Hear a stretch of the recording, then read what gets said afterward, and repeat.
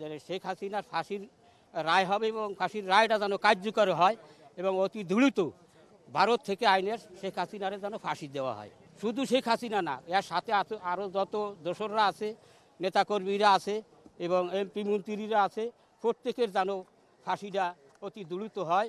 হ্যাঁ, এইটাই আমার প্রত্যাশা, এইটাই আমার কামনা। হ্যাঁ, এই সরকারের আমলে আমি কার্যকর চাই এবং এক সপ্তাহের ভিতরে যেন তার ফাঁসিটা হয়, এই প্রত্যাশা আমি করি। ইনশাল্লাহ পারবে, ইনশাল্লাহ পারবে। বাংলার মাটুর হাসিনা ভারতে আছে, ভারত থেকে ওরে নিয়ে আসবে, ওরে আনতেই হবে।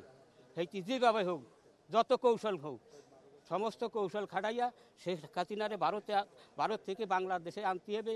আর আওয়ামী লীগের যত দোসররা আছে, যত সন্ত্রাস আছে, এদেরকে যেন ধৈর্য যেন সঠিক বিচারটা যেন এই সরকার থাকতে যেন করে, এই প্রত্যাশা আমি করি। আমার নাম আছে আবু বকর শিকদার, আমার ছেলের নাম আছে শহীদ হাফিজুল শিকদার।